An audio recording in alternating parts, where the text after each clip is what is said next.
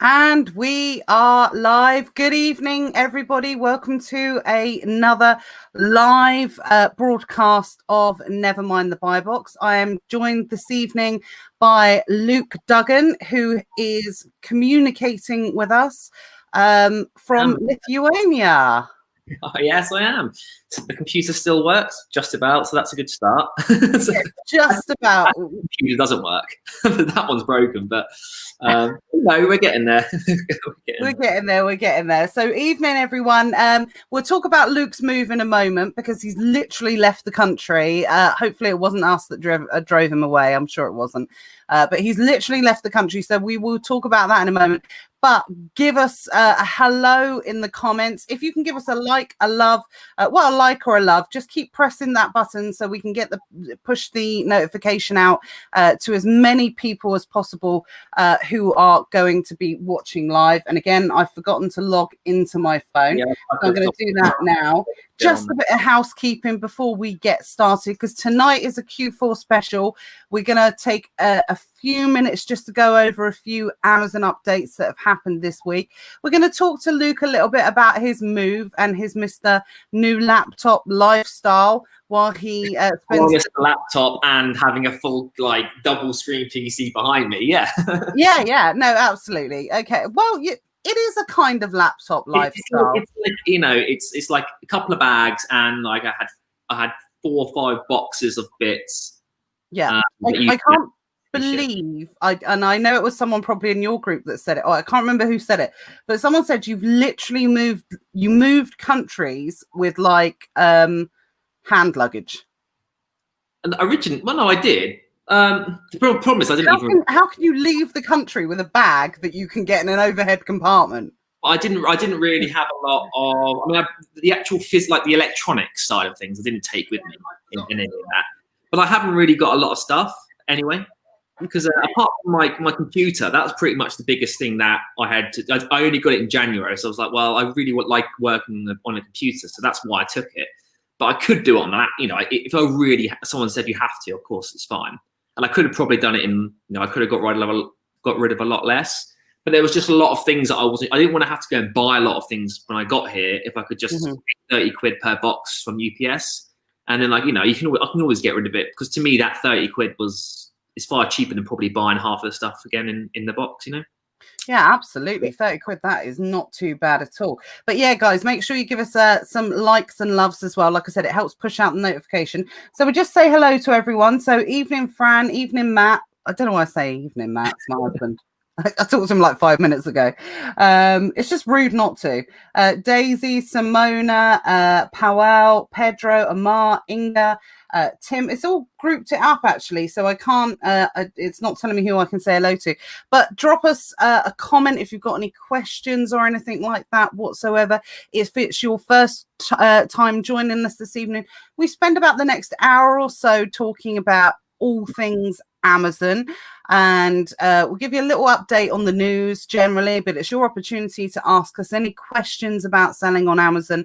And also but tonight we are going to talk specifically about Q4. So it's going to be, I don't want anyone to think that, just because you missed it tonight or whatever, that it's or you listen tonight, that it's the only time we're going to be talking about Q4. Absolutely not. Don't worry about it. This is going to be the first of many dedicated specials to Q4. And then when we're actually in Q4, that's all we'll probably talk about anyway as well.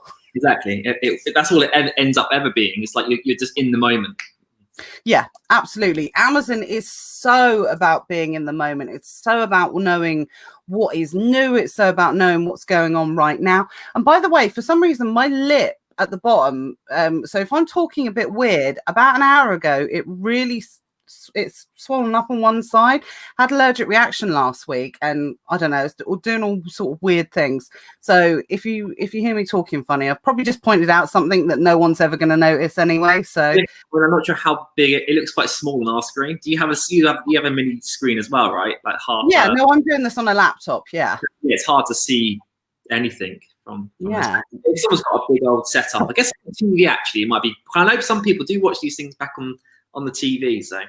Yeah, they do. I think people watch them on. I'm always surprised. I've seen a few screenshots of people either watching them on the TV or people watching on the phones and things like that. It's a lot easier. You can just with YouTube. I'm not that it matters, but I connected my laptop stuff to my Xbox, which obviously now is through a TV. And I was like, why haven't I done this before? Like I always watch stuff on my laptop normally. Well, when my kids just watch YouTube constantly, they're not interested. They don't really know what normal telly is, to be perfectly honest. The thought of like the BBC and like the broom cupboard, that they'd have no idea. They just watch YouTube. So we have YouTube connected through the apps on the telly now. So that's how I certainly prefer to watch it. But obviously, if I'm just doing something work related, I just switch it on my laptop anyway. But let's have a quick, let's another quick hello to people that have joined us. Loads of people have jumped on. We'll give you a few minutes before we dive into it. So Kelly has joined us. Hi, Kelly. Hope everything's well. Hope everything's well with you and your husband. Tim, Stephen, Ella, Evening, Hayden, Janet, Dean, Salvatore, who's new to the group. Evening, Salvatore. He's a fellow Bournemouth resident or Dorset resident. So evening to you. Salvatore said, new to the group. Neil's watching. Sean says, Q4 is going to be amazing. Yes, it is. You're absolutely right. Salvatore says, will be my first Q4 as a new seller. Got lots to learn to make the most of it. Absolutely. So we're going to go through some tips tonight. We're going to talk about experiences in Q4 and what to expect and what not to expect. Omar says we're live. We are ready for Q4. Absolutely. Well, not ready. Well, I don't think you can. Well, you can be ready for Q4, but we'll talk about that in a bit more detail in a moment. So Jed's joined us. Indra, Omar. Don't worry, we can only do the best. Absolutely. Sarah says, hi, guys. Right. Any questions? Pop them in the comments and let us know. Now, for those of you that don't know, I already said at the start of this, Luke's actually moved to Lithuania and you're going to be there for what, the foreseeable? Yeah, I didn't say plans. It's literally just, see what I paid for 3 months already. So they needed the sort of, I didn't want to be jumping around Airbnbs. If someone booked a weekend, I'd have to move out for a weekend and come back. And so I sort of did that just for now. But I didn't say 6 months to the woman, but I already paid for 3. So, if I really wanted to go, for some reason after that, I could. But I'm not even worrying about that kind of thing at the moment. I'm just, just going. I've only just properly sort of got into the flow of things now, like this sort of week starting. After everything sort of got delivered and that. So I'm trying to get a bit of a routine here now because obviously the shifts and I'm just trying, and also a slight time difference. So everyone's doing everything 2 hours. I'm basically awake a lot of the time before anyone else is awake. Whatever. And I'm just trying to get my head around what's best to fit around that as well. Yeah, absolutely. Because you get the jump on everyone. What I used to love, I've never lived outside of the UK or anything like that. But when I do go to America for 2-3 weeks or whatever, just on holiday, I do love having that jump before everyone else on kind of the, it's late at night there that it happens, that you can kind of get the jump on everyone else and do a bit of work while everyone's sleeping. So I think that part of it is really good. But obviously for those that maybe don't know you that well, whatever, this is a very recent change that you've done because your business has just blown up so much. You've always been a really successful seller on Amazon anyway, but it's really blown up over the last since probably before last Q4, I would say. So exactly. So I always knew where the problem is you always know where it can go, but it isn't, unless you've got stuff like you've got access to the 100 grand, unless there's some sort of mechanism you've got to supercharge everything you're doing, you can only, where you're going, but until you're already there in your head, exactly where it's going, but you have to get there. So obviously it wasn't that long ago, I guess I would say, that I started last year, maybe maybe 9 months or a year.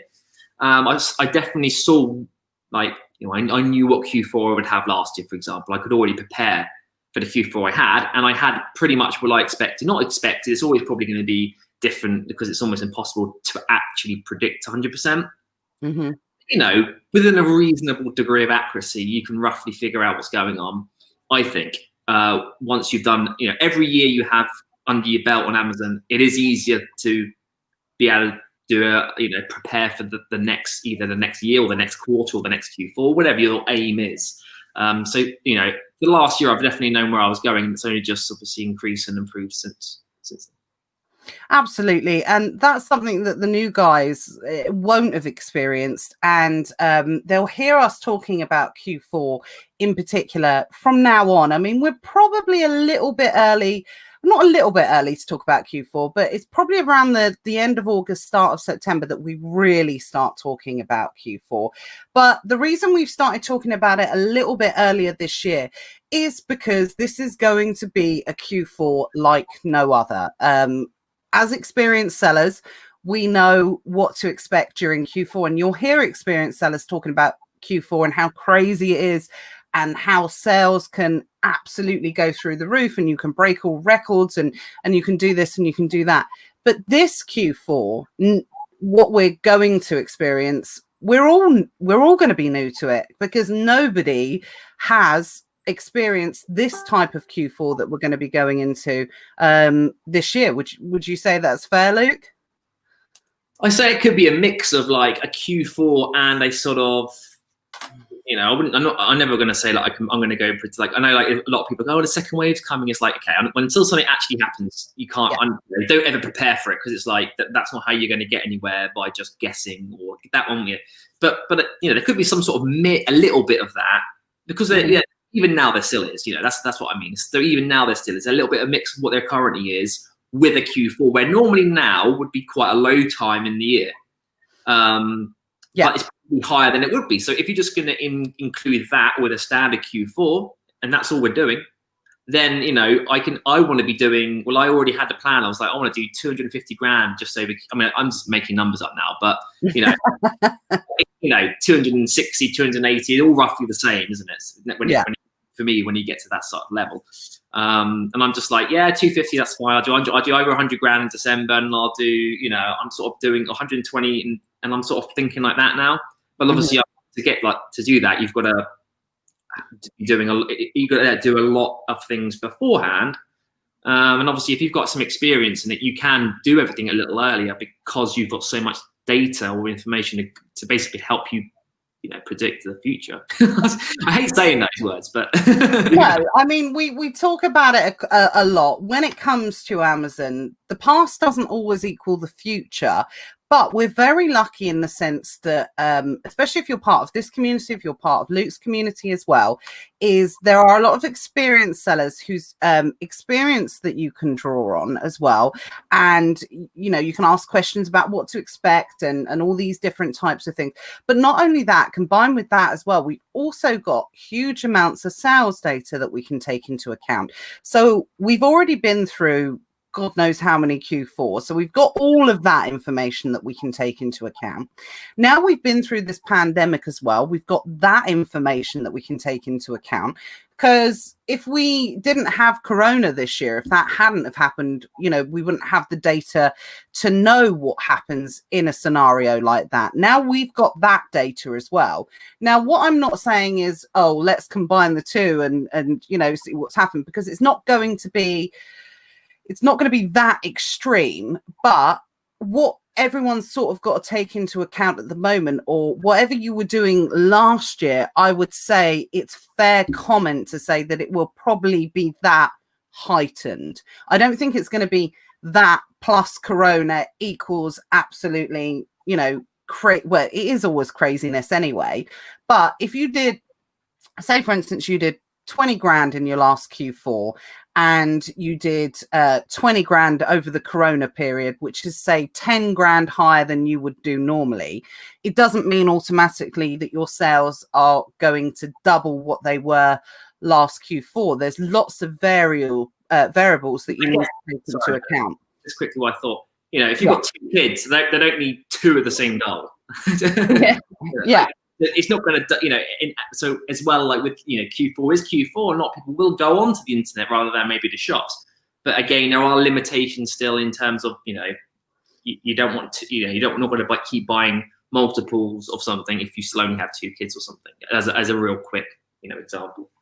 Yeah, absolutely. Lots of variables to take into account. But we'll come on to our hot tips in a moment because one, I want to keep on top of the comments tonight because last week it was just crazy. There were so many comments, so many questions and things like that. And if you let it go on for too long, it's hard to come back to. So I want to make sure I want to keep on top of the comments tonight and then give you a really quick update about what's gone on. It's like, didn't have anything else to talk about apart from Q4 tonight, and then all of a sudden Amazon's made loads of announcements of nothing hugely big, but just a few quick things that I want to kind of cover for you guys tonight anyway. So Sean says he's got a phone call from Amazon today. They want me to do Prime from home. Anyone else getting the same? Yeah, they want everyone to do Prime from home. I think pretty much. You're not going to be able to do that, unfortunately, Luke. I actually went into the shopping centre first time today, and I saw a toy shop, and it had like Lego, and I was like, I wonder if would it be? Is there a way it's cost effective where I send it back to the UK, and then like, because I don't know, there's specific lines you can only get that are like Lego, random things everywhere that if I can just be smart enough to actually think, like basically scan the specifics of what I know is a good seller, like Lego stuff, and because I did it when I came back from Bratislava, I think, and there was a Lego set just sitting there. Literally, just first one I picked up, I thought, it's a decent size. I know, you're not going to go for the small units. You're going to, and actually, I think I just doubled my money. I made like 80 quid. I was like, okay, but it took me like 1 second because I targeted what I knew. I was thinking maybe just doing something like that. Well, it's funny that you mentioned that. It is absolutely funny that you mentioned that. And I can't give any further details away. But I do know for what you've specifically said, there is a market for that. That's all I can go into is there is definitely a market for that in that particular brand, to be perfectly honest. So I can't say any more than that. And Omar says they've been replying to Sean that they've been pushing it more and more because the quantity limits on FBA, absolutely. Vlad's joined us. Evening, Vlad. Marcin has joined us as well. Evening, Callum. David. Alan's joined us. Andy, Sarah, evening. So Hamza says, hello, Luke. You mentioned that you have started wholesale. Are you looking to replace OA? What percentage of your business have you transitioned to wholesale? Ultimately, I would like to transition from OA to wholesale. A couple of reasons. One, because obviously the legitimacy of your invoices are better because it's from a wholesaler. So every step up you can go all the way to the actual manufacturer is a better position to be in. And also, as you do go like that up those steps, you're probably going to get it for a little bit cheaper. And it may only be like I found some wholesale that are anywhere from 5p to 50p cheaper. And that's not if there's a good sale on somewhere like OA, then it doesn't, but this is on like a standard sort of whatever period. But there are those, but it may only be that I'm making, I don't know, an extra 100 quid a month or something, but I'm not doing anything extra. All I'm doing is I'm, getting pallets in. Basically, I'm making extra by doing almost less because it feels easier to buy off wholesalers because you can buy more at a time. So you can just do it in one purchase. 5 grand, we don't have to be doing all these little faffy amounts, and it's so it all improves. But if you keep doing it and scaling in that direction, eventually, as long as your numbers are high enough, you could be, skimming an extra 20 grand a year or something, extra margin just by literally just transitioning that way. Plus, it's more secure. So yeah, was there something at the end that I missed there? Or? Just what percentage of your business have you transitioned? A lot more products you can sell because of that. I think that's what I haven't. I mean, I've definitely not gone anywhere near where I've only gone to a couple of. Basically, I've only bought from a couple of wholesalers. Let alone there's probably like hundreds potentially out there. And I've probably found 20-30% of what I already sell, which I can get for a bit cheaper. So I'm basically just transitioned to that. And then everything else I can now find that I could never find out at the OA product. You just couldn't find the same items.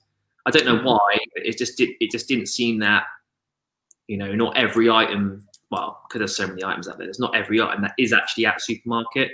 Yeah, very true. Are only at wholesalers, and I don't know why. It might just be the specific, like a variation or something. An example would be like instead of you can probably buy Oreos at like Morrison's or wherever, but like ones that are like specific that I've like different flavors and like a million, and it's like I've never seen them in a. You probably can find them somewhere, but they're there at the wholesalers, and there are on Amazon, and that's pretty much the extra areas I can venture into as well by doing it. So it gives me definitely. Wholesalers are great for bundling as well. Great for multi-packs, great for bundling. Because the thing about shopping from supermarkets, and I know a few people spoke in the group about it this week, is the thing about supermarkets is, especially if you've got a popular deal that people are aware of, and it's something that a few people come across. The trouble is, there's only so much stock from supermarkets. Yes, supermarkets are our largest retailers in the UK, but at the end of the day, the stock individually to a supermarket, which is where your delivery will come from, is not going to be in the hundreds. Supermarkets deal in fresh produce, they deal in coming and going stock all the time, which means they don't actually carry as much stock as people think they do. Tesco's, for instance, they might buy tins of baked beans in their millions, but if you think about all the thousands of stores that they are distributed around the country, no one store is going to have, infinite levels of stock. It's just not possible. So then combine that with people drawing upon that research. What it actually means is, especially for bundles and multi-packs, is it's really hard to get high levels of those goods, especially if you're dealing with like a 4 or a 6-pack or something like that. In order to create 6 packs, you need 36 items, which it's unusual for certain. I would say probably Ocado is one of the ones that has the best level of stocks.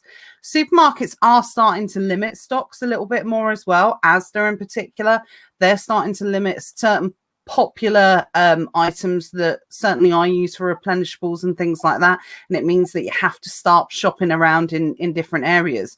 So for me, when it comes to these kind of hot grocery items, health and personal care items, particularly that you are looking for bundles and multi-packs, then I think wholesale is a really sensible route to look at that, because you can order 100 units and they're not even going to bat an eyelid. But, if your bundle's got, like, as I said, 5 in, something like that, you order 50 units, that only makes up 10 actual units. So I don't want people to think, well, I can't order 100 units, or I can't order this, or I can't order that. You're actually not ordering 100 single units. You're doing it to make up, 20 bundles or something like that. So it's definitely worth looking into. From a wholesale point of view. Hang on. Oh, where's he gone? I've run off. Oh, okay. I didn't hear the first part of what you said. No, that's fine. So let me move on, and we'll just quickly ask Sean's question here. By the way, some of you are watching from YouTube and some of you are watching from Facebook. So some of your names pop up and some of you don't. But altogether, I think we got about 55 people on tonight. So thank you for joining us. By the way, let me know in the comments, does everyone like the new look? Does everyone like the kind of new logo that we've created and everything like that? Fingers crossed you do. Give me a thumbs up if you do. So Sean said, what if Amazon says that you can only send essentials and no toys for Q4 if part 2 happens, i.e. the second wave comes? I need to look at the worst case scenario, so I'm prepared. For me, it'd be FBM. Well, I did make this comment in the group earlier in the week, actually. I think when it comes into Q4, whether or not Amazon will see this like this or not, I don't know. But as far as I'm concerned, I think toys and games could be considered essentials during Q4 because they just go so crazy. And actually, what I would just say is Q4 doesn't have to be toys and games.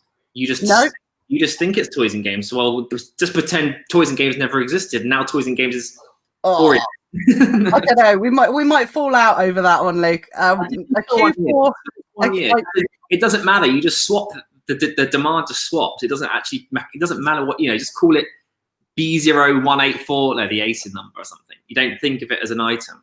No, absolutely. And I know what you're saying is that if that happens and non-essentials come in, because non-essentials went just absolutely through the roof during COVID-19, that it would kind of make up for the fact about kind of toys and games anyway.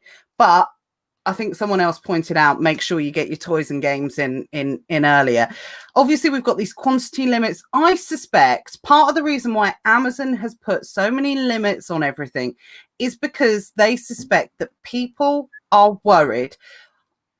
I was going to say, I don't know if Amazon are this deep, but we know that they go pretty deep on things. But I think they've put quantity limits on because they think people are going to be worried that if a second wave were to come, and people just want to pile all their stock into Amazon and just Amazon won't be able to cope. That's part of the reason why I think, not the full reason. I think it's to do with they don't want to clog up, obviously, their fulfillment centers.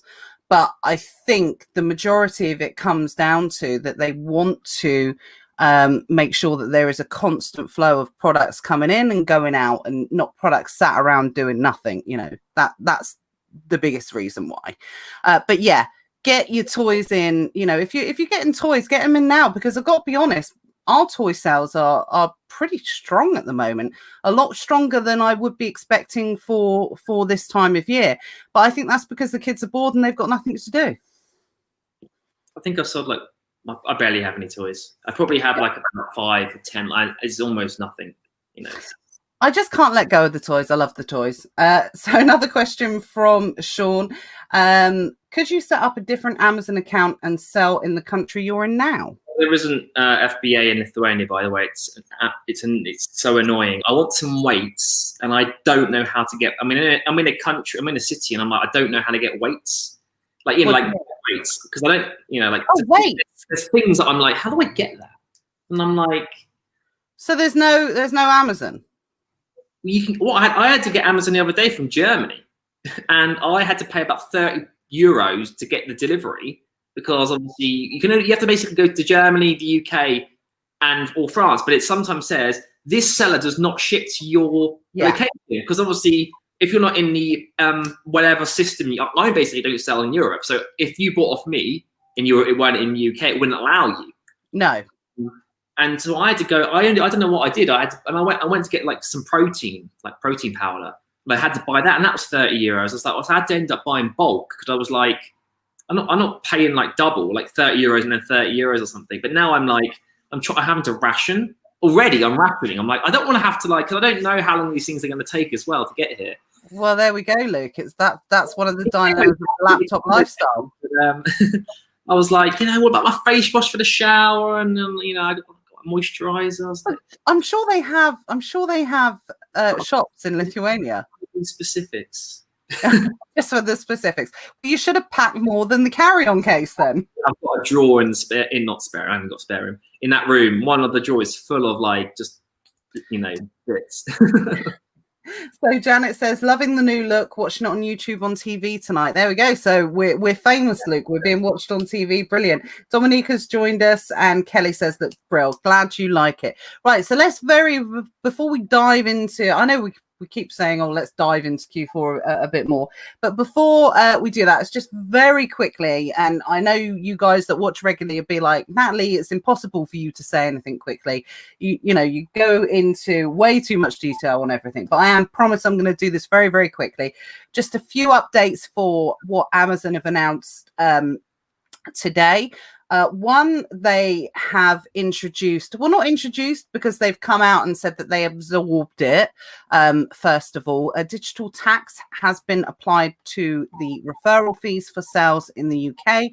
So we are going up from 15% to what is essentially 15.3%. So just for clarity, the digital tax that the UK government is applying to Amazon is 2%. We've already seen this in France, and we've already seen this in Italy. I don't think they've introduced it in Germany. I'm not 100% sure. I'm not sure. Yeah, but I know it's definitely France and definitely Italy that we've seen this occurred. But it's not 2% plus 15% equals 17%. Because it's 2% on the percentage, it actually works out at 15.3%. So rest assured, it is not as big an increase as it sounds, if that makes sense. Two, it just basically means that prices probably just need to be raised a little bit to take it into account, but 0.3% on the overall referral fee is not something that's going to be massively felt. In the announcement, Amazon said that they hoped that they would be able to absorb it, continue with this digital tax moving forward, but for whatever reason, they've got to apply it to referral fees now. And I think it's was it like from today, I think? I thought it was the 1st of like September or something. Oh, was it? I didn't see the date. So, but honestly, guys, don't panic about it. I could be wrong. I could be underplaying it, but I really don't think we're really going to fill the 0.3%. I don't even really pay that attention to these things. I don't know. Maybe I'm just maybe I need to like go back, like just sort of, but I literally skim these. I'll skim it, I'm skimming. I'm like, cool. Something about Austria as well, like some sort of I'm like, didn't even know you could sell in Austria, but I don't sell in Europe, so it doesn't matter. I'm sort of trying not to be. I'm sure there are things that are more important than others, but I don't. And I know that they could build up as well, like one upon, but any one thing you should be able to adjust something to set it somehow or something. I know. I feel there's always if it's specific products that are like being hit more than others, then you would just migrate across to other, the other kind of, and you can always just adjust things as you go. And I know obviously it's easier said than done, but you can. Yeah. There is change, this is a bit too much for you to take. Don't worry. I mean, if it had been absolutely massive, we would obviously, we would make a big song and a dance about it. I'm not making light of it, and hopefully I'm not paying it down. It is important to be able to know these things. But, Kelly said, oh, thank God, I was budgeting for like 17%, but it is a very small percentage. It doesn't mean that there's going to be future price increases in the future. So but obviously it's just something to know. I didn't realize actually the YouTube comments, I look at the comments on my phone, but they're actually coming through on here, so sorry if I'm ignoring anyone with the YouTube comments. I didn't realize. I was trying to figure out what was going on, but now I can see the F, and I don't know what was like. Yeah, Nikkei says, I'm absolutely loving this, streaming it on the TV tonight, saving my eyes and hunting for Q4 deals. Wow, that is a great tip, actually. If you can stream it onto the TV through YouTube, that means you can still do some sourcing while you're watching us. Or you could... I think it's a great idea. Think of something smart in that. No, no. But yeah, I got to make sure that I got to keep an eye on both screens and look at the YouTube comments on here as well. So everyone says 1st of September. Vlad says that, and Kelly. Thank you very much for letting us know. And Vlad says 2% on top of the FBA fees and storage fees too. Yeah, across the board. So thank you for letting us know that, Vlad. Sean says Amazon now nearly have 15k of my money while pending limited company. Give me my money. Is it safe to add bank details without the account getting suspended? Do you know what? I was having this conversation with my Matt the other day. We had to do a bank account change and no suspension, no re-verification, no nothing. I don't think anybody will categorically be able to say yes or no. We all know when it comes to Amazon, Amazon's Amazon, and you can't guarantee either way, unfortunately. Exactly. But, yeah. Just can't guarantee it. I'd hate to say, don't worry, it'll be absolutely fine. And then you go through re-verification. So some people it happens to, some people it doesn't, unfortunately. Then the other quick bit of news, which Luke, you just mentioned actually, was the Austrian tax declaration as well. So that looks like that was literally something that's happened in the last kind of couple of hours. So I'll probably do a post about that in the Secret Wealth Project, just to shed a little bit more light about that. But I don't know the consequences because obviously it's not one of the big, one of the big EU dedicated marketplaces. So whether or not that's going to be something that's just impacting for the pan-European lot, I'm not 100% sure. I'd imagine if you've sold or have sold or opted in to sell in the Austrian marketplace, then that's something that's going to impact you a little bit more.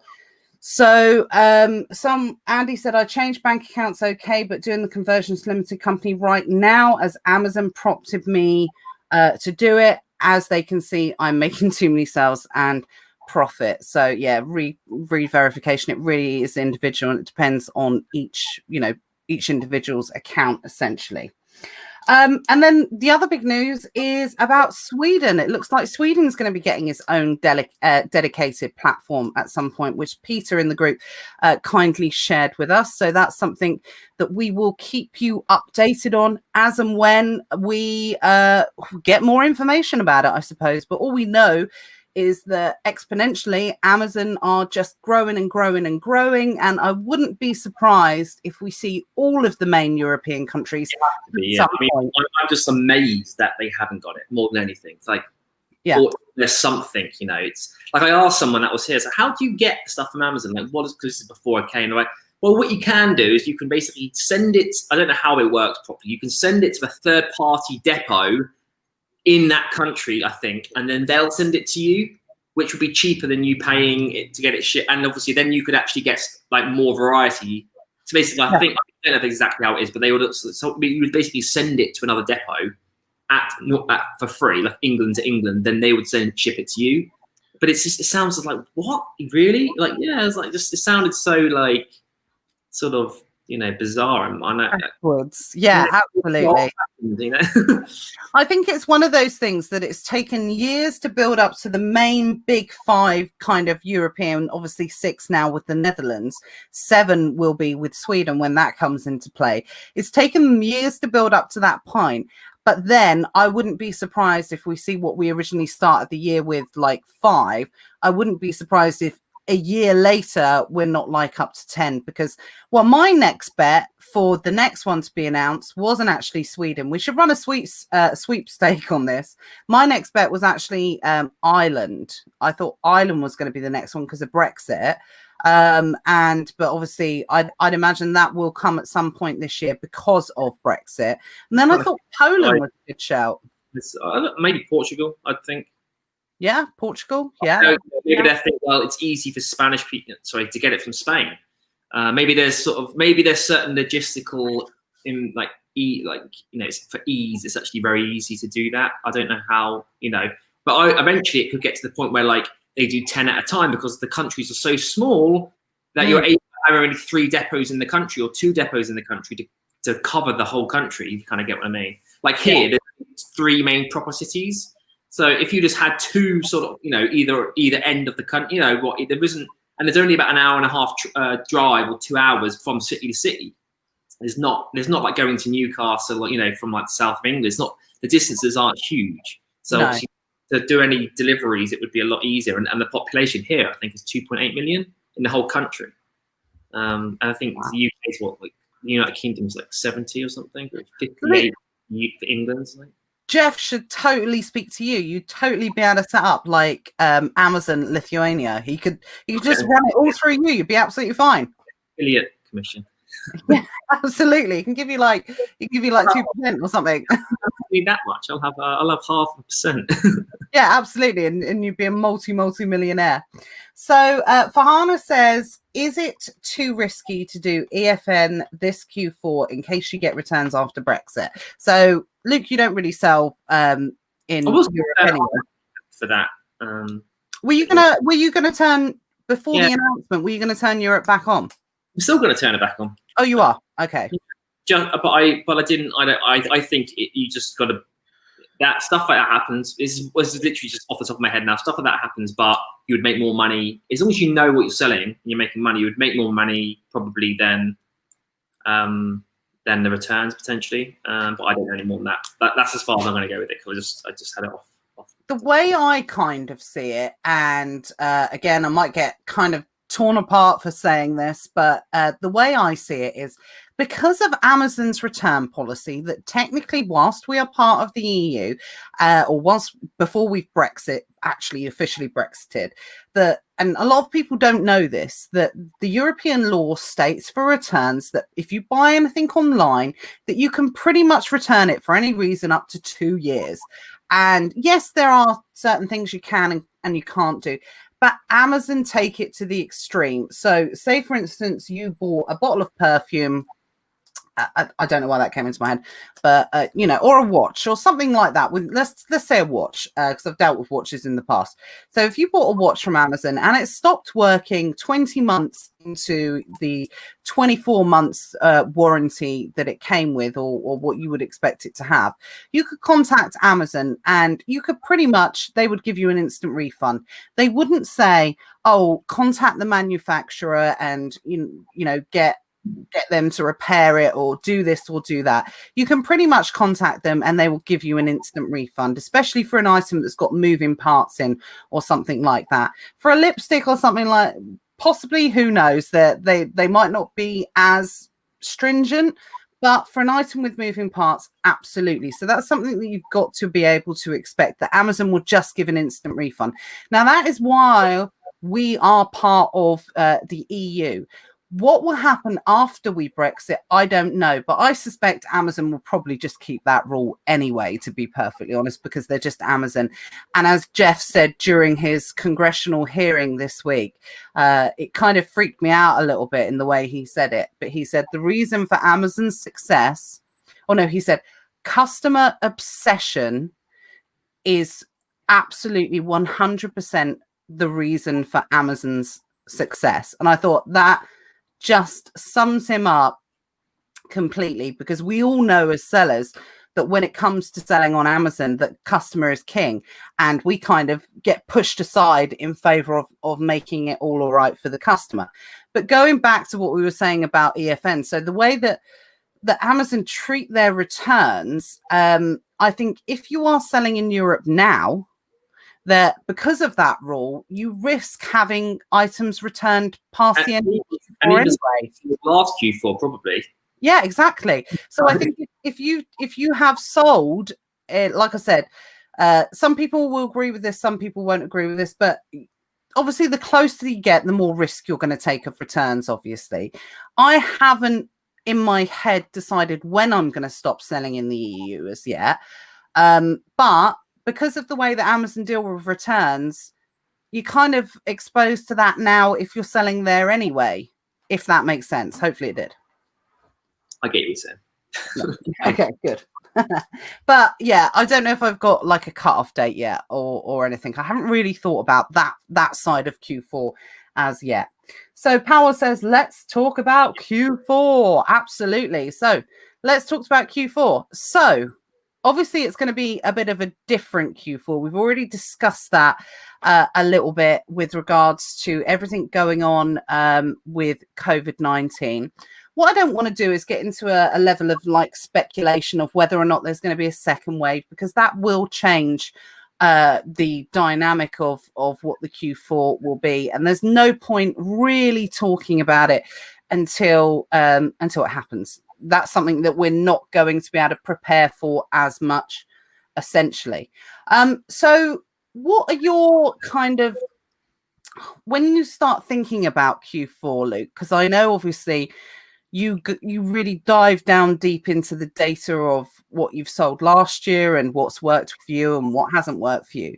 So when do you actually start looking into, your data from last year and start making those purchases for Q4? I kind of already know. That's the truth. I kind of already know the stuff. Like when you're in Q4, in the flow of Q4, and it's pretty much just rinse and repeat for 3 months, every single second of the day. Last Q4, and of course, all the others have helped. Like they've built up, but obviously the most recent one, obviously, is the most up to date. There'll be other new items I'll sell and all that kind of thing. There always is. There's new stuff that sort of appears and that I didn't sell last year. But I guess it's already there. It's already, the only thing I won't be doing, obviously, is buying specific stocks as of now. Maybe they're not on site. Maybe, some things they are periodically on sale, but they have better sales or specific Christmas-based sales close to Christmas. Obviously, now they're not going to have it. Or maybe like now they're getting rid of like the end of the older stuff. And I know that I sold mostly Christmas related products, so I know that I've got to wait. So actually I'm too early because I need to wait until maybe September for the newer products to come on the market, which are more, that's just from what I know from what I've done. Doesn't mean that you couldn't, use that then if you could find the product. But I know that probably wait until September. And all I'm trying to do is have enough of all the other things that I can focus on more Q4 things. But I have so much stuff of all the other stuff is that can basically just do its own thing over Q4 with minor top ups. And then I can start to, I guess I will definitely ramp up the stock on Q4 specific products, probably September. Yeah. Pretty heavily until I almost have no money. That's sort of the level I go to, because, I'll obviously have some held back, but at the moment I'm sort of a bit like, do I just hold a little bit back for September because I don't want to go too early? It is a little bit of what's on my mind because there are times that there's a great deal, you buy loads and then a better deal comes like 3 weeks, and then you're like, I've actually gone, and that happened to me before last year, a couple of, maybe twice, two different stores, and it wasn't a massive difference, but it was like £2, but £2 over 1,000 line, not 1,000, like 5,000 units each month. That's, and obviously that other people can undercut you a little bit by £2, and they get, you kind of get where I'm going.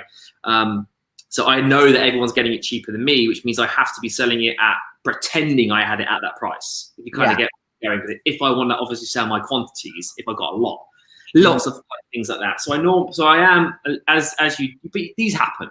You just want them to be little and and few of them compared to the things you get right. I think. I know I haven't really explained a lot of what I was saying. Oh no, you have, and I think that leads me on to what I was actually going to say about the time between now and Q4, because I wanted to almost detail out a calendar of events of what happened, and Luke's pretty much hit the nail on the head and described what I was going to talk about. Is we're going to go through this period of time now, and there's going to be a time where there is going to be so much available to sell, not only existing products that already exist on Amazon, but new products as well. When we're coming into Q4, we're going to see a lot of new products hitting the market. You're going to see all the hot products that everyone wants to buy.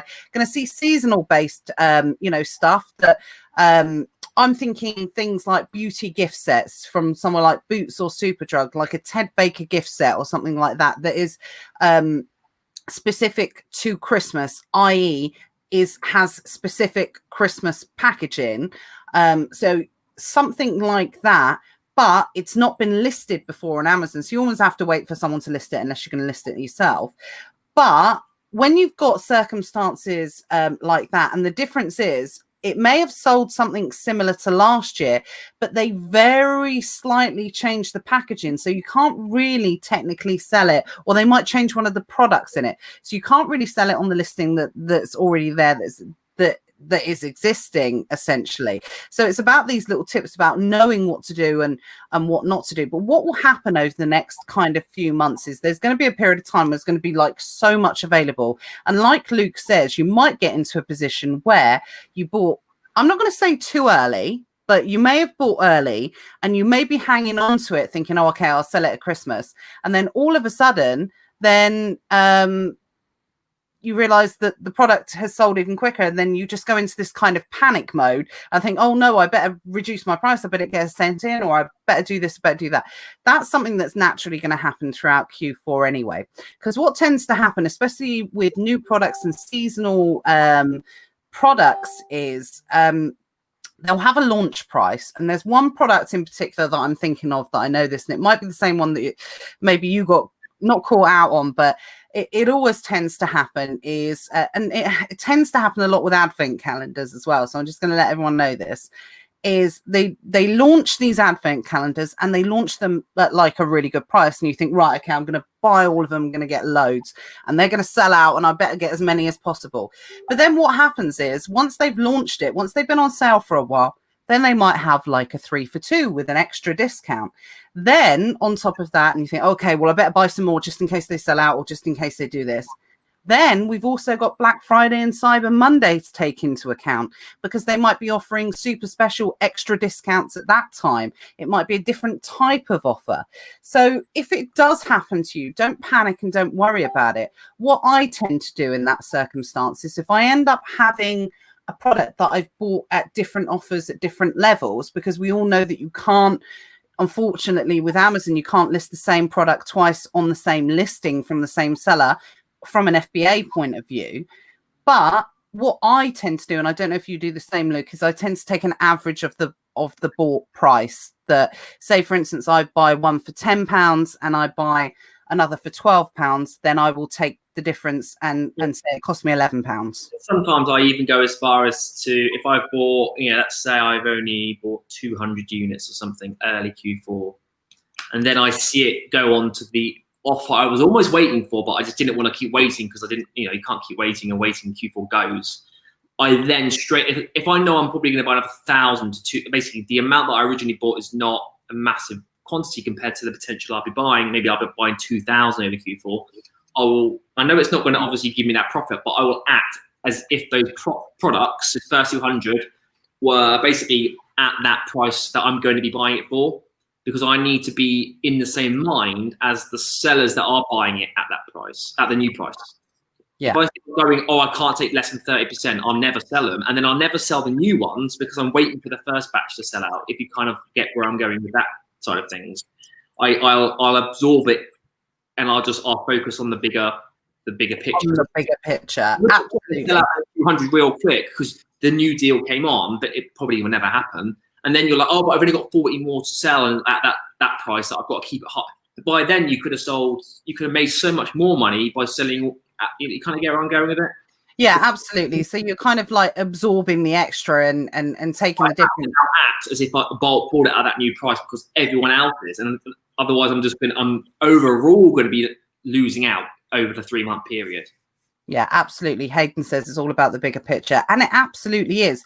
And there is no better time, that kind of emphasizes the whole kind of making your decisions during this time and making, I suppose, the decision that's right for you in the moment. Because one thing you guys have got to take into account as well is, and you would have, even if you haven't been through Q4, but you've experienced Corona, if you experienced that time over there, is that sales velocity changes during Q4 as well. So say, for instance, talking about something like toys and games, if you have a Barbie doll that normally sells 30 times a month during June, say, for instance, now it's not unreasonable to expect that Barbie doll might increase sales by anywhere up to like 5 and 8 times during the Q4 period, during that really busy 6-week period during Q4.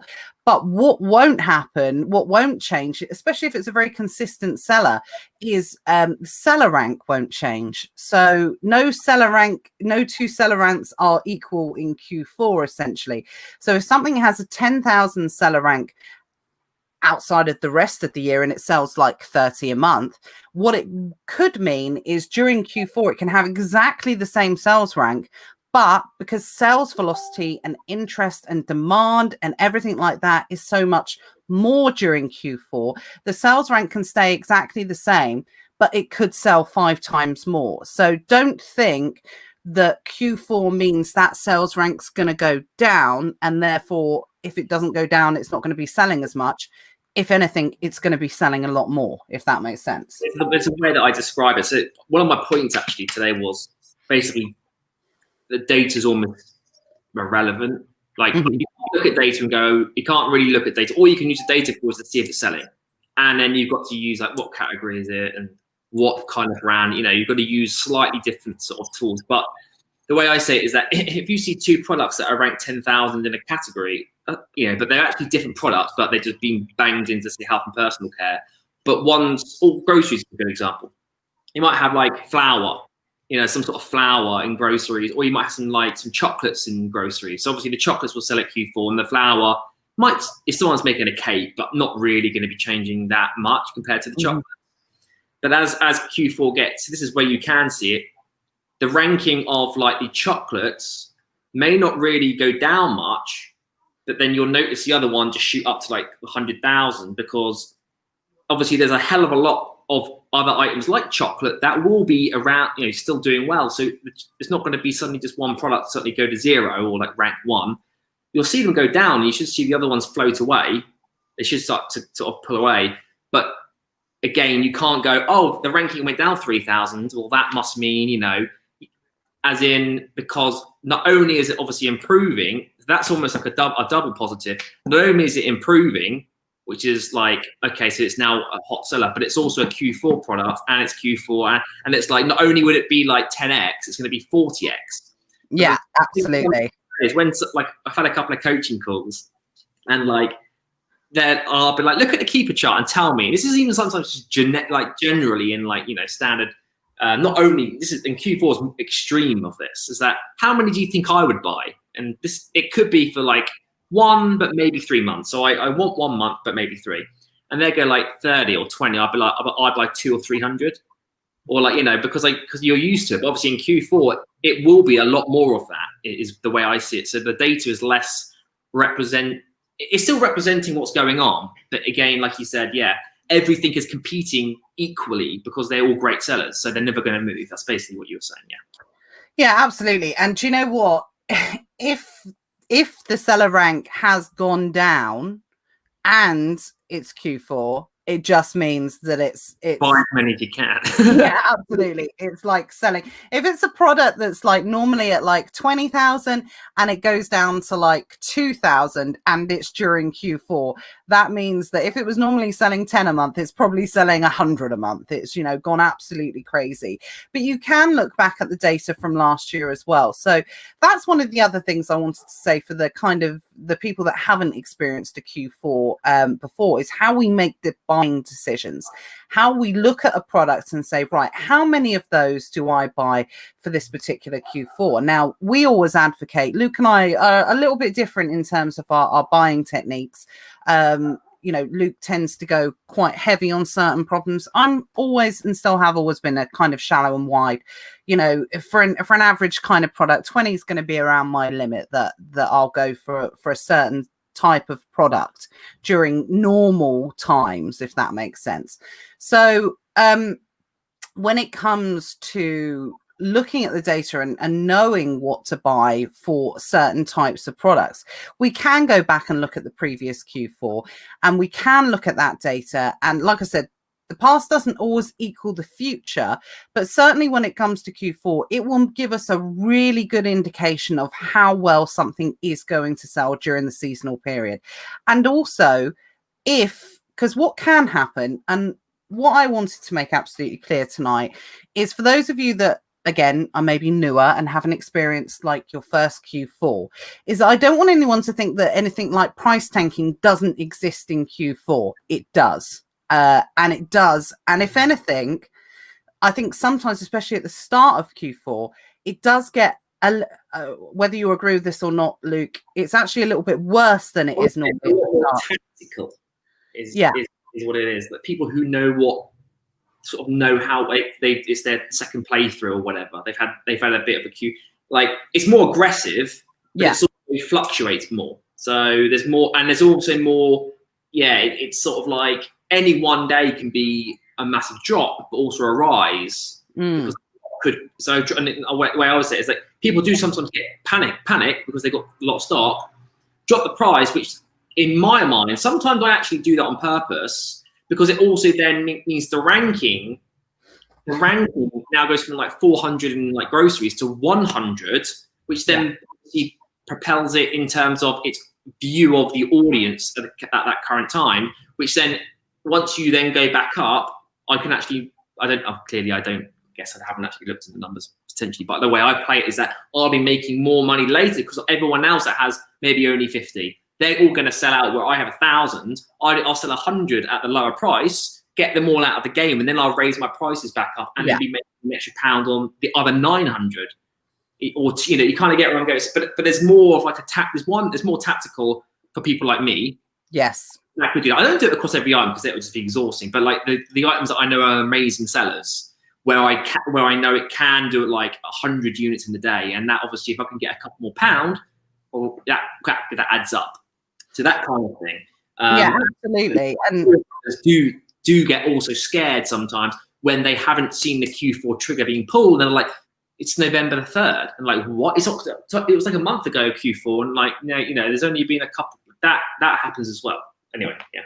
Yeah, absolutely. And I think that's the difference. If you do see people in Q4 with heavy levels of stock and you see the price going down, it's not necessarily they do not know what they're doing. And that's really important to state, because I always feel that people, especially new sellers, get a lot of bad flack overall, not just in Q4. Oh, they don't know what they're doing. They push the price down, but it is very tactical with certain sellers. Some of the really big sellers out there, especially the ones that tend to focus on wholesale, do exactly what Luke has said, because if you've got hundreds of units, you can afford to do that, because what they'll do is they won't just say, oh, okay, I want to get £5 per item.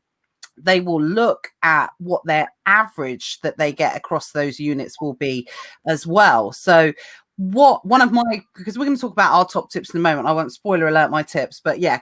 Well, say one thing, and I thought of the perfect example, which I don't really care. People know what I do because it's just part of the game. But this is what I did last year. I remember now. So I had about 1,000 units of this product, or a lot of units anyway. It was maybe not 1,000, maybe 500, 400, whatever it was. And it was selling. It was like 400, selling great in grocery. Okay.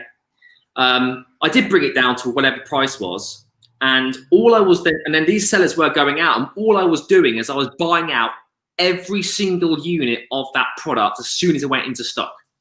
So I know it sounds sad, but I had the browser open and I was refreshing it every 5 minutes for like forever, for the whole Q4. Well, okay, for about 2 weeks in Q4. So I basically was buying every time I had 400 units, buy more. So everyone else was selling out, but they couldn't, well, they might have got their hands on some, but I was so, on it that I was able to basically be the only seller on the buy box. And I ended up selling the product at £30 instead of not £12.50 at one point. It probably was. Wow. And yeah, you're not going to be able to do that all the time, but that is an example of where everyone would be like, well, what's this guy doing, crashing the price to, I don't know, £6.99? Well, basically my break even. Mm-hmm. Short term, to get everyone out, potentially get everyone out as well, or some people out, just to dwindle down the light sellers. Maybe they just want to cut break even or whatever, or maybe at the £9.99, and then yeah, keep buying, and everyone goes, oh well, the product's crap now, I'm not going to buy it because it's gone down, and then I'll go and and also then the ranking improves, and then I can get a bit more visibility at the higher price, and then I am now only the exclusive seller of that product over Q4. So I mean, that's an extreme example, and I don't. That is a very extreme example. I don't think I'll ever get that opportunity again. It was like the perfect storm, but it happened. It does happen. It absolutely happens. And I know for a fact that there are a few people that I work with that have not exhausted themselves, sorry, but have gone very deep on certain types of products that they know that no one else is going to be able to get during the Q4 period. And you know what? When you've gone through you take more risks, when you go through more Q4s. I certainly wouldn't advise anyone, if that's your first Q4, going with that. This is something that Luke's been doing for years and years and years. He knows his data, he knows what sells. My hundreds of lines and even if I did get stuck with it, I know I could, I would stop buying it, and also I probably would have made so much in over maybe like a month, and I have 400 left, and I'll probably sell them in January. It'll take a while, but overall I still would have made a decent, it would still have been the right decision, is sort of where I'm going. But then I still have all the rest, the other 150 lines or 200 that obviously just do their normal thing. That's kind of not that's something you do on every product or even can do on every product. No, absolutely. And there will be times during the Q4. So let's just quickly explain to anyone, because even if you've already been through one Q4, you still, depending on when you started selling, you might be unaware of this anyway. So just to make it absolutely clear, when we talk about Q4, although this year I will say might be an exception, depending on what happens with COVID and everything like that. When we talk about Q4, it's actually a little bit of a misrepresentation, would you say, that it's not actually the last 3 months of the year that go absolutely mad? So by saying that, actually, it's actually, it's almost like a bit of a, I don't know if it's like a little bit of a tactics for some people as well. I don't obviously do it on purpose. I just call it Q4. No, we just call it because it is Q4, yeah. But, it's more like, I would say it's just like 6 weeks, or not even 6 weeks, even like 5 weeks. Yeah, dates fall like Black Friday and all that. There's little variables in that. Like you can get 4 days maybe, or like when's Christmas Eve. it all, you know, if it's on a Sunday, I think it's harder to get. If it's on a Monday, they can get it on that Monday or something like, you know, little bits. Yeah, well, I've already looked up the dates this year, and the dates fall very favorably this year, because last year Q4 actually worked out a really short Q4 because of where Christmas fell. It's really kind of weird. So, like I said, for those of you that are a little bit on the newer side, so what we were talking about is, I think sometimes when you hear us talking about Q4, what it doesn't mean is that as soon as September the 30th hits, and it hits midnight and goes into October the 1st, which is officially the start of Q4, that your sales are not going to jump up 8 times overnight. It doesn't happen then. It's something that gradually happens from around the start of October, where your sales will gradually, slowly creep up throughout the month of October, because obviously we've got like Halloween and different kind of seasonal times at that time anyway, and they gradually creep up. And then we get to this period of time, which I would say second week of November, which is probably somewhere in the region of about 10 days before Black Friday hits. So somewhere around that, maybe 10 days, 2 weeks. Then all of a sudden there'll be a jump, but it's still not the shoot up. And the reason why it's still not the shoot up is because nowadays, and this is my theory on it, that people now wait for Black Friday before they make their big buying decisions. And then once Black Friday hits, maybe if we're like that, it then goes. And I think as well, like, you get paid, you know, around that time as well, so it also coincides with people's paycheck. Yeah, absolutely. Paydays, it takes into account. But as I said, Christmas, we'll talk about these things obviously nearer the time, but it definitely does, you know, I just wanted to clarify that for people because it can be a little bit misleading. Let's answer a couple of questions. Then both Luke and I have got top 3 tips on Q4. Giving some of these tips away though. I know, yeah, I know. We've already, certainly one of mine's been covered already, but we'll specify those in a moment. We'll talk some questions and comments first of all, but we're not finished about talking about Q4, by the way, guys. This is something that we're going to be constantly talking about over the coming weeks and certainly the coming months. It's just going to dominate until you know, like, well, whatever. Yeah, I guess it's only every week, but yeah.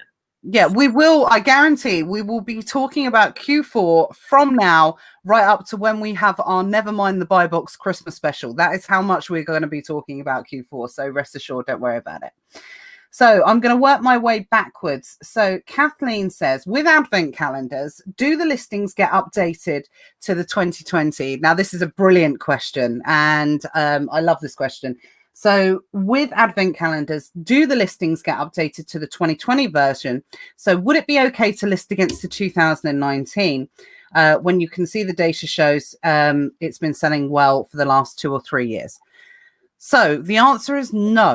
What happens is with advent calendars, and this happens year in, year out, you get certain advent calendars that stay the same every year.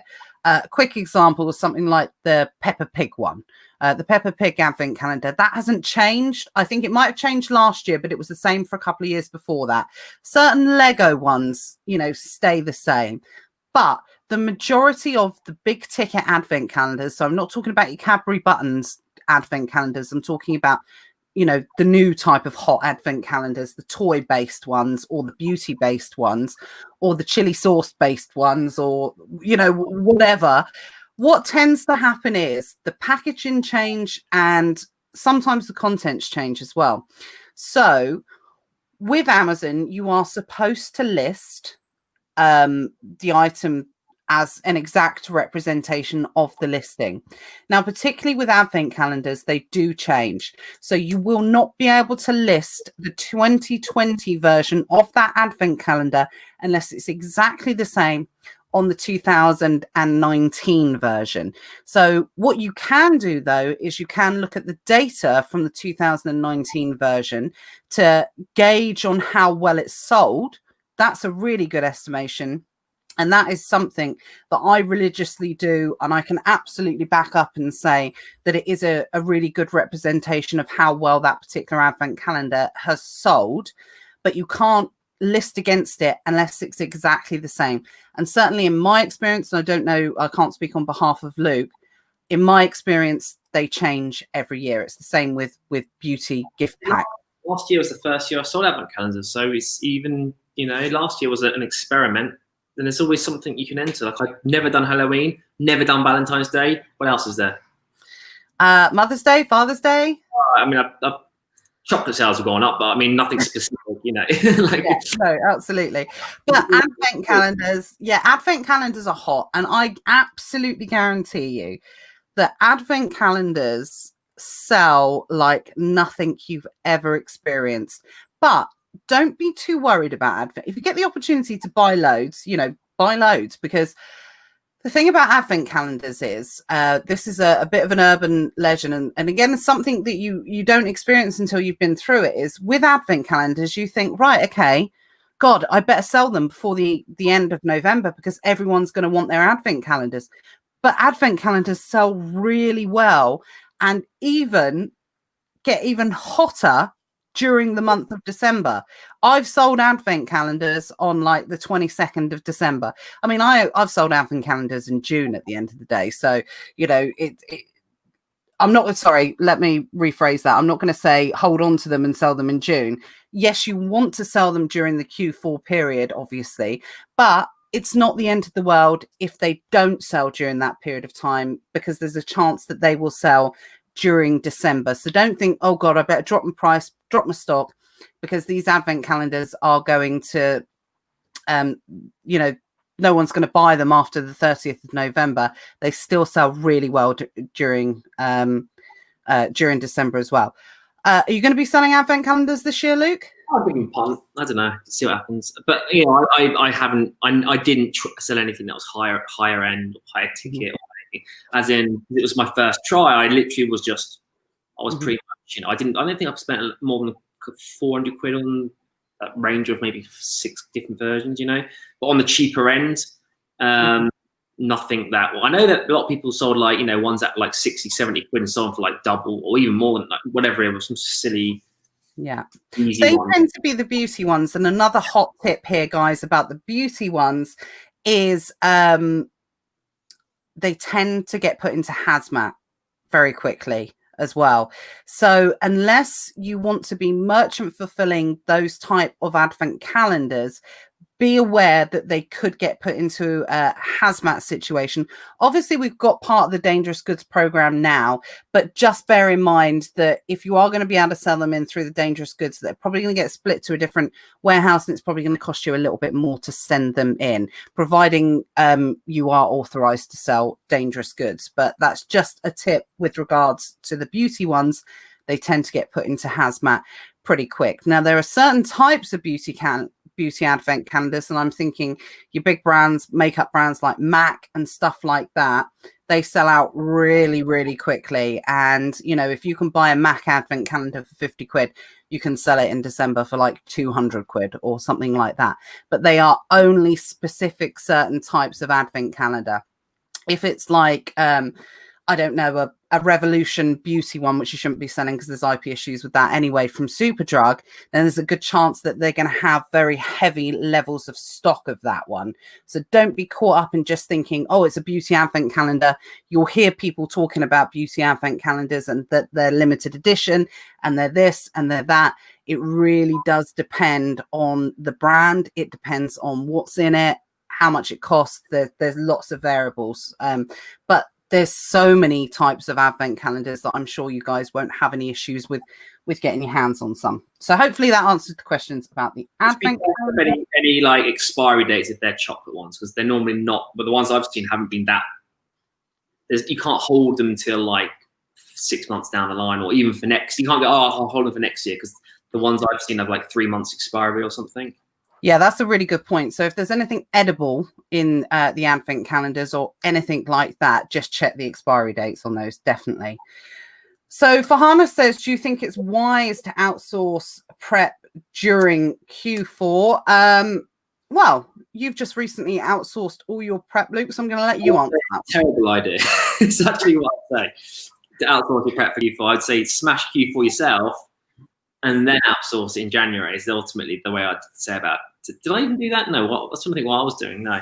But the only reason I'm not worried about it now is because I know that, therefore I'm going to be sending everything in and getting it all in like a month, like, you know, in my mind, a month before. Yeah, I might not be able to take advantage of every little nook and cranny, and they're ones that I'm, you know, using pretty good anyway. But like, I probably myself will get it in far faster because I know which ones I want to send as priority and this and that. You know what's going on. But I'd say that sometimes you can make I would say in the thousands, but you know, anyone that's maybe a smaller seller in the hundreds just by getting something in a day early, because you're able to get it in a day early can literally make you hundreds, because 3 or 4 other sellers take another couple of days because they are using a prep center. Therefore, there's no competition.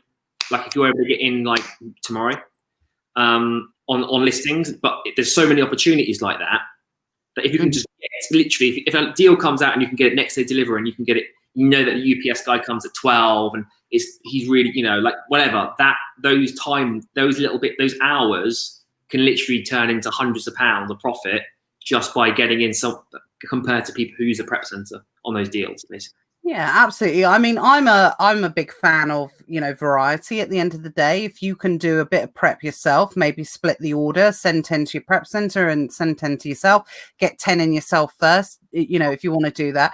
But just necessarily, I'm going to play devil's advocate here. And it's not because, you know, I've got associations with the prep center or anything like that.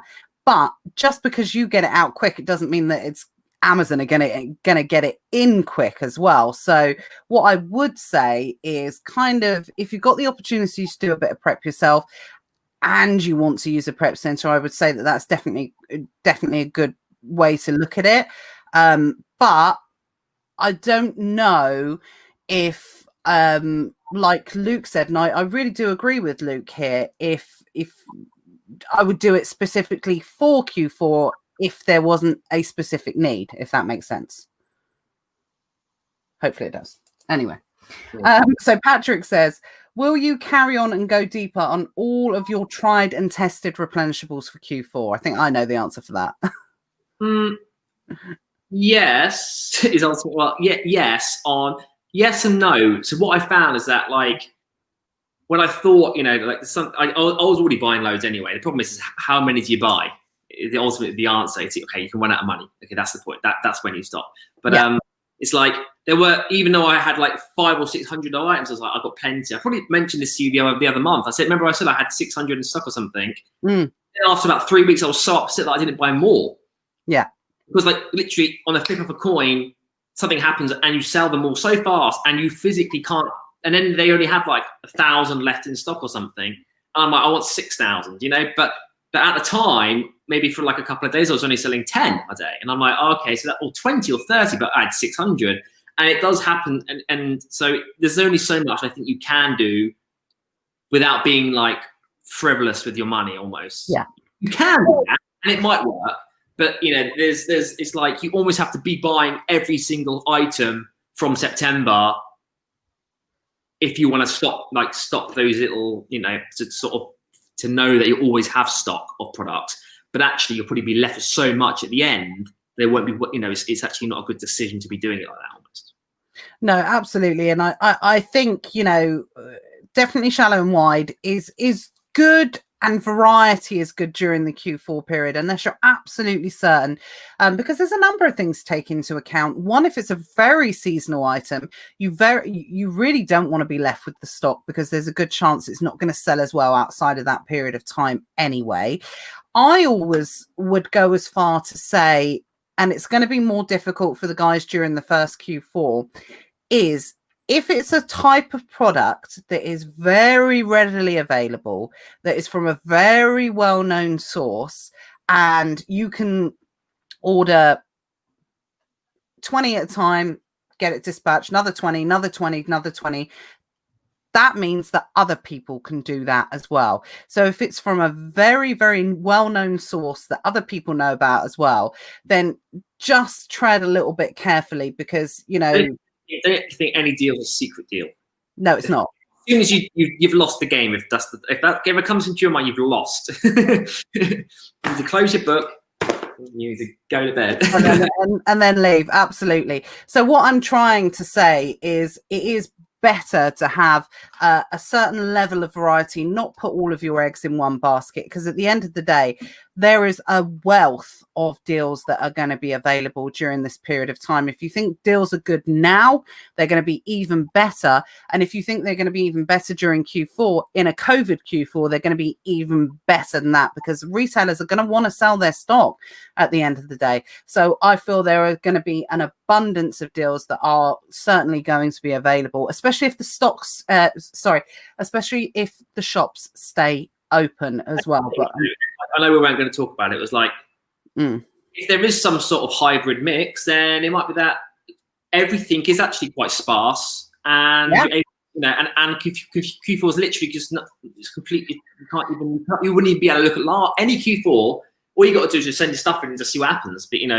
absolutely, and that's why I didn't want to get drawn into talking about what can. Oh, that was totally random. I really wondered where that was going then. I realised what. I really wondered where that was going. It's not that type of show, guys. But yeah, I didn't want to get drawn into that because we don't know what's going to happen at the end of the day. Best case scenario, it is just going to be, a standard Q4. And do you know what? If it's just a standard Q4, I'm totally all right with that, because Q4 is just absolutely nuts. So let's just quickly let everyone know our top 3 tips. Do you want to start, Luke? Top 3 tips for Q4. And I'll go quick. I just quick, yeah. It's quite delayed this. I was like, I was waiting for that. I can see in my bed. I just saw myself pulling my trousers down. Anyway, top 3. I said analytics. It's really delayed, yeah. Analytics. It's like about 20 seconds late. Analytics. Just look at the data as much, even if you haven't got data. So actually, all you need is this year. Luckily, you look at, I know it's not going to be the same product maybe, but just look at your best days, how many units you did, over April or something, and sort of use those sort of, and look how many maybe lines you had.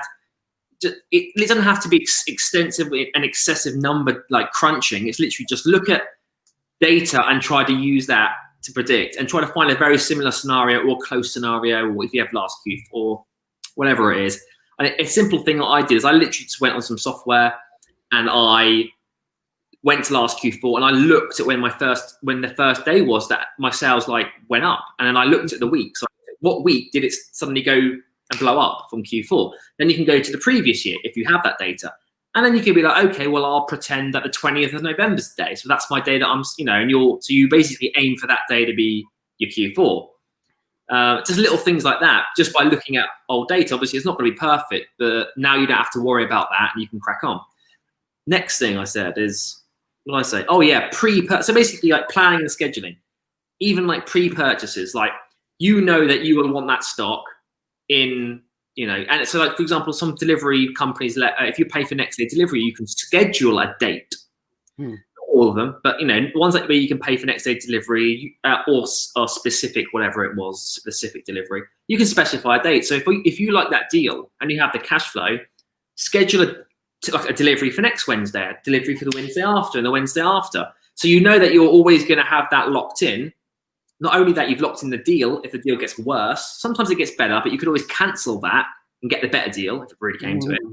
And if it goes out of stock, which I found, but last year, I'm like, oh damn, I could have pre-ordered that, pre-purchased it. Basically, just purchase it in advance, get it delivered later. You could do it now if you really want, but if you're trying to manage stock, maybe you're doing your prep yourself, or whatever you're trying to do, or you want to keep your prep fees down, so you're not paying all out this month, and you want to split it against next month.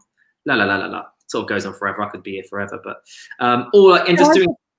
Can I just jump in there, because I don't know if people realise how much of an amazing tip that was. Literally, I've never thought of doing that. So there are writing that one down. That is an amazing tip. I booked, and I'll probably do more of it this year, because I did go out of stock on 5 lines, but they will generate me £500 a day profit.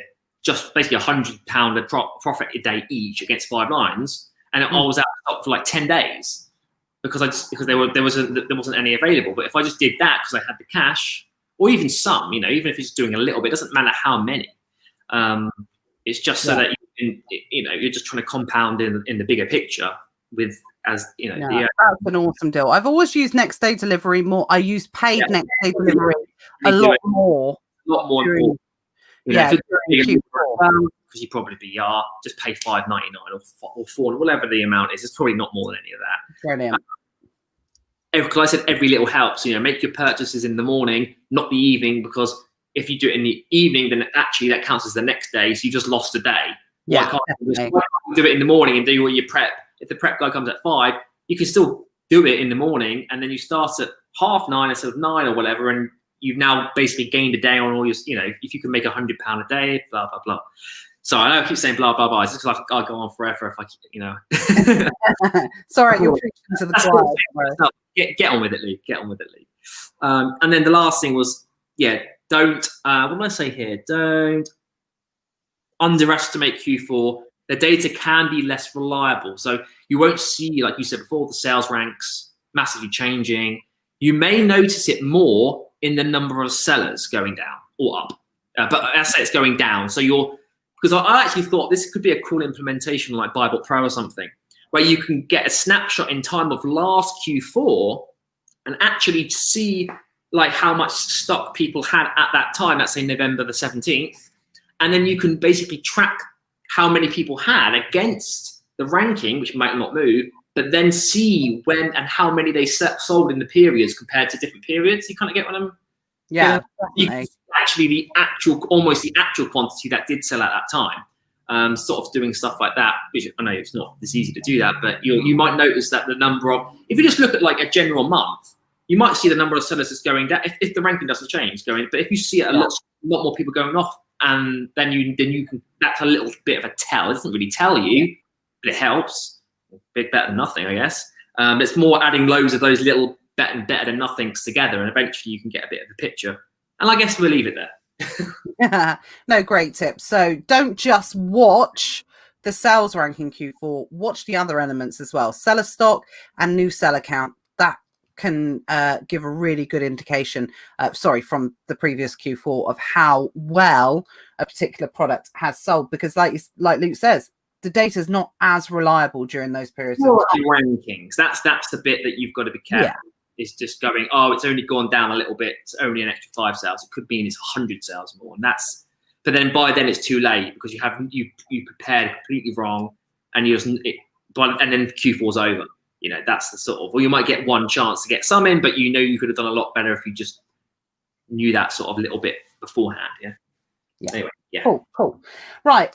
Well, my top 3 actually, my first one kind of picks up a little bit on what you said a moment ago, and I'm going to say these really quickly, guys, is don't get frustrated with Q4. Understand that you potentially can never buy enough when it comes to Q4, like what Luke was talking about a moment ago. Don't spend the whole of Q4 kicking yourself thinking, well, if only I'd have done this, if I'd have bought this amount. In reality, even the big sellers can't buy as much as they want to during this period of time just because of the sheer velocity of sales. So just be in the moment, do what you can, and learn from it for the next Q4. But just enjoy the Q4 at the time that you're in it. Don't get frustrated by what you haven't been able to do. Think about what you can do during that period of time. Number 2 for me is focus on your own journey as well. Now, during Q4, you are going to see, you're going to see lots. I call it screenshot season.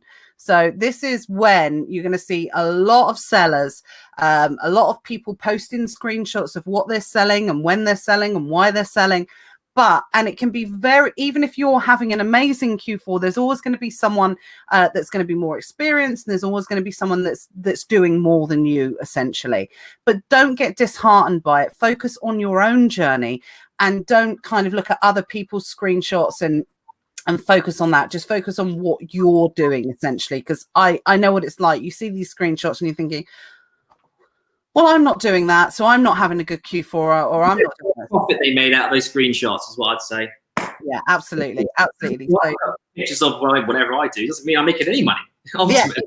It comes down to loads of sellers post their screenshots, that you don't hear from the rest of the year. Then all of a sudden you see kind of screenshots popping up all over the place, but don't get disheartened. If anything, see it as motivation. But focus predominantly on your own journey during Q4. And then my final point, and my final tip for Q4 for this evening, just for those of you coming into it, don't follow the crowd. So when it comes in, exactly what Luke and I were speaking about earlier in the evening, don't make your buying and selling decisions based on other people, and don't let that influence you. Trust in why you've purchased that product in the first place, and understand, and this is a little bit of a warning, as I said, that for those of you that have already experienced a bit of price tanking on certain types of products and seen saturation on certain types of products and got frustrated with it, believe it or not, for the first part of Q4, that period of time we were talking about, that can actually sometimes get a little bit worse. But the good news is they will sell out quicker, which means that price recovery can happen a lot quicker. So if you're on a traditional product, say in June or something like that, and it takes 3 months for the price to recover on a normal product, it's going to recover a hell of a lot quicker. And I'm talking, it can come down to like a period of time, about a week. So please don't panic and don't think, right, okay, I better sell out and I better do this and I better panic. Look at the data, look back at last year. Did the same thing happen? How long did it take to recover? Just don't make those decisions based on emotion, and don't follow the crowd just because you see the price going down. It's probably Luke trying to force you out to stop. Me just doing a little switcheroo. No, that's the wrong word to use. I'm trying to think of a good word. I know, but like I said, don't follow the crowd, just focus. And that links into number 2, just focus on your own journey as well. But we will be bringing you lots of tips and tricks and hacks and lots of things to take into account for Q4 over the coming weeks and months. One thing I wanted to say before we leave you for this evening is, you've heard me talking about it a little bit, posting about it a little bit over the last couple of weeks, is Luke and I will be bringing a new project in the start of September, or I think about the first week of September, which I think is really going to help a lot of people, especially during the Q4 period. And it's going to be something that's going to be a specific type of project. I don't want to give too much away at this stage, but what we're actually looking for, and I wanted to very quickly talk about it tonight, is it's going to be very much part of the Secret Wealth Project, but it's actually going to be in, I don't know if I can give this much information, but it's going to have a different name. It's going to have a different kind of dynamic to it, to the current Secret Wealth Project. But we are looking for a new name. Now, the reason why I wanted to announce this tonight, because some of you might not be aware that Never Mind the Buy Box was actually named by someone in the Secret Wealth group, in the Secret Wealth Project group. Yeah. So what we're looking for is a little bit of a name competition. So what we thought we'd do is the new group that we're going to be kind of setting up is going to be Amazon based, and it's going to have lots of kind of Amazon information in it and things like that.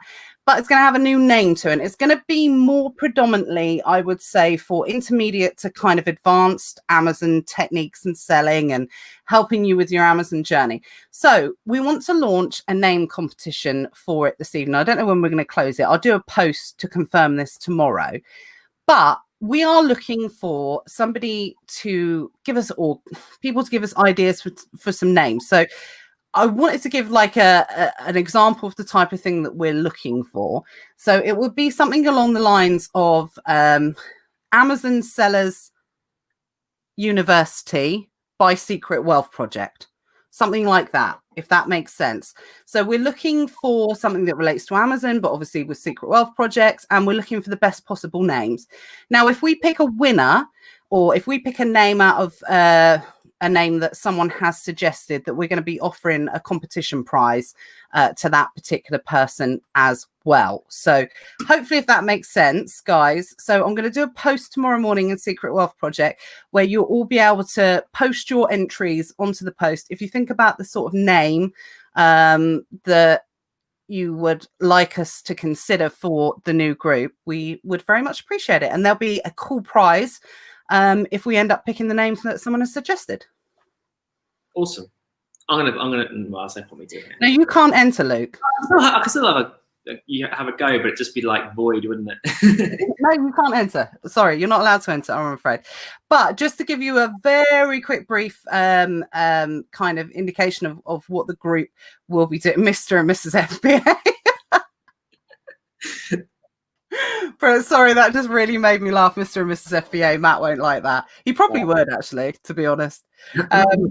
Sorry, Sean, that won't be a winner. I can categorically say that at the moment. That won't be a winner. But yeah, just to give us, quirky. I really like quirky names. It was Stuart that suggested Never Mind the Buy Box. So we'll wait and see. But obviously nothing rude or anything like that whatsoever. And we're not sure if we can even use Amazon in the title, but just give as many kind of suggestions as possible. But this new group is going to be about, it's going to have 3 key goals, and it's going to be about motivation, it's going to be about education, and it's also going to be about accountability as well. So those are the 3 main goals that this new project is going to be focusing on. So hopefully that will give you a little bit more idea. Okay, so Matt says I'm free. LOL. Let's just quickly answer the final few questions. Try to be fast, and I think some of them will relate to me. Well, I think it's just Mark's question. So Mark says, how would you prep and label a heavy item and send in for FBA on a pallet? Example, a case of wine sold a 6 or 24 cans of Stella. Okay. Would you box every single case? The wine is in inflatable packaging and external box. So how would you label? That is a lot of information. At selling alcohol, so, I should definitely get into that. But no, I don't. Maybe that's an example. Hang on, example of a case of wine. Right, it's every single case. I mean, you can do what you like. Actually, you can make it as it's like with general prep. You can make it as secure as you want and as prep, as prepped as you want, or you can make it least prepped as you want, but there might be more damages or issues. If that's is that kind of, what's your face looking all? No, I was just saying that is the most detailed example of something. Maybe if you just explain how to do like a pallet. How to do a pallet? Yeah, it said, how would you prep and label heavy items? I didn't do my own pallet. On pallet. What? Oh, I thought you did your own pallet. Sorry. What, in Lithuania? No, but how? Before you moved to Lithuania. How would you prep and label a heavy item? How would you, example, a case of wine sold a 6 or 20. Would you box every single case? And then the wine is in inflatable packaging, the external box. How would you label? I think the way I do it, I think each item gets put into a normal box, which you label. This is the way I do it. Each items get put into the box anyway, like you do UPS general. But then it gets put onto a pallet, and then you have specific labels to print out, which then go all over the thing. So there's basically it's like an extra steps. But ultimately, it's just UPS boxes. Is that am I getting it right, or is this wrong? Yeah. So you would just prep as normal, then put it on the pallet. Then you get like extra labels to then put on, like once it's wrapped up, obviously to be secure. You'll then get the shipping label, and then you get other labels for boxes or something. You get slightly different labels at the end, but everything else is done pretty much the same. Yeah, I think Mark's just said I already do several pallets a week, but other people are FBA cases of lager, and I want to do it right. So I would just prep them as you would standard, just taking into account. As far as I'm aware, there's no specific requirements, but obviously, in order to sell something like lager or alcohol, you do have to have a license to be able to do that. So obviously, just make sure that you're able to sell. That specifics. Yeah, absolutely. So just do as you normally do. But if you want to add added protection, you can. So we will call it a night. So thanks, everyone, for joining. Thanks, Luke, for joining us from Lithuania. It's been a pleasure. I'm glad you got there safe. I'm glad the computer got there safe. It looks good. I think the graphics card's broken, unfortunately, so I can't even play games on it. Disaster. But okay, it doesn't matter. It doesn't matter. Well, I don't. I've given up on caring about things that are basically just insignificant in life. It's not worth it. No. So I laugh and just I'll buy a new one, which I guess is a Yeah. Well, it's going to cost a fortune from Lithuania. Work it out. But yeah. You get it from Amazon. But as I said, it's been a pleasure. Thank you very much for joining me, Luke. As ever, always here with a different guest every single week. So thank you very much for joining us, and we will see you soon. And like I said, don't worry, we're definitely going to be focusing on Q4 more and more over the coming weeks. But have a good evening, everybody, and we will see you soon. Take care. See you, everyone. Bye.